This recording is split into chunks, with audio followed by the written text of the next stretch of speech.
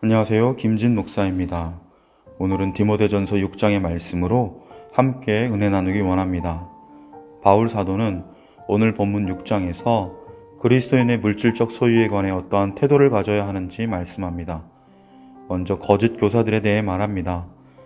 이들은 세 가지 질문으로 분별할 수 있다 합니다. 첫째, 이들의 가르침이 사도적 믿음, 즉 신약 성경의 가르침과 일치하는가? 둘째, 이들의 가르침은 교회를 연합시키는가 아니면 분열시키는가? 셋째, 이들의 가르침은 자족하는 마음과 더불어 경건을 증진시키는가 아니면 탐심을 부추기는가? 거짓 교사들은 믿음에서 이탈하고 있으며 교회를 분열시키며 돈을 사랑하는 자들입니다. 이제 바울 사도는 가난한 성도들에게 말합니다. 물질에 대한 자족을 말합니다. 바울 사도는 빌립보서에서도 말합니다. 4장 12절 말씀에 나는 비천에 처할 줄도 알고 풍부에 처할 줄도 알아 모든 일, 곧 배부름과 배고픔과 풍부와 궁핍에도 처할 줄 아는 일체의 비결을 배웠노라. 바울 사도가 말하는 자족은 당시 스토아 학파들이 말한 자족과 다릅니다. 오늘날의 뉴에이지 사상과 다릅니다. 우리 안에서 발견할 수 있는 자족이 아닙니다. 오직 예수 그리스도 안에 있는 것입니다. 빌립보서 4장 13절 내게 능력 주시는 자 안에서 내가 모든 것을 할 수 있느니라. 성도들의 자족, 진정한 자족은 스스로 충족한 것이 아니라 그리스도 예수로 충족한 것입니다. 바울이 말하는 자족은 생존을 위한 기본적인 필요조차 채우지 못하는 궁핍함을 말하는 것이 아닙니다. 세상 누구도 궁핍함을 만족스럽게 여길 수 없습니다. 먹을 것과 입을 것을 가진 자로서 그것을 족한 줄로 여기는 것입니다. 성도가 어떻게 자족하고 탐심을 버릴 수 있습니까?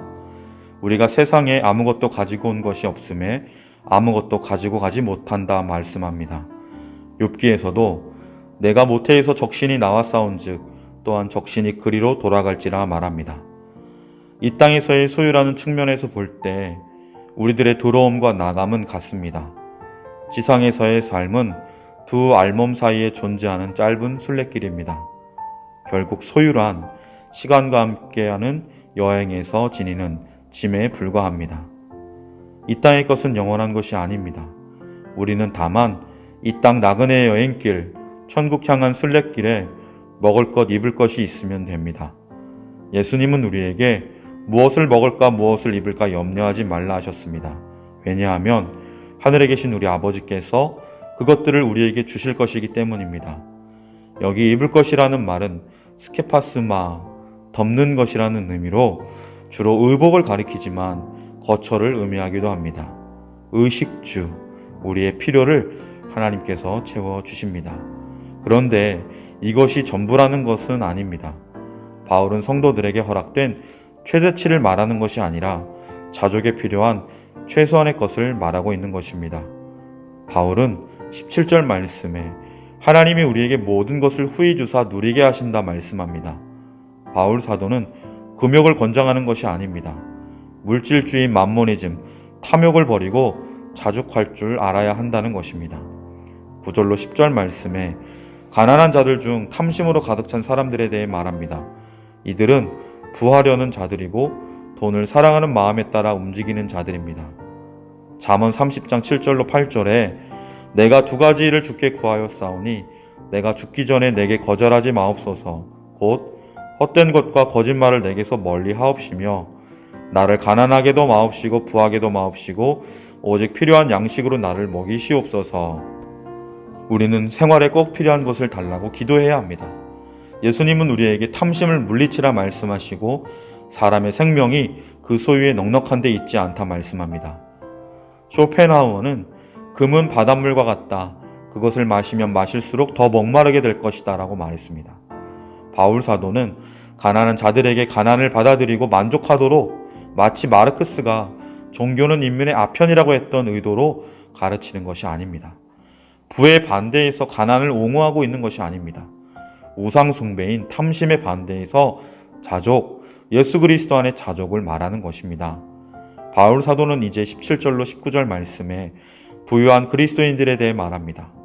바울은 이들에게 재산을 버리라 하지 않습니다. 소극적인 지침으로 부에 대한 위험성을 경고하고 적극적인 지침으로 부자들의 의무를 말해줍니다. 교만하거나 가난한 자들을 멸시하지 말고 오히려 선을 행하고 관대해야 합니다. 또한 불확실한 재물에 소망을 두지 말고 도리어 선물을 주시는 분인 하나님과 그분의 모든 선물 중에서 가장 고귀한 영생에 소망을 두어야 한다 권면합니다.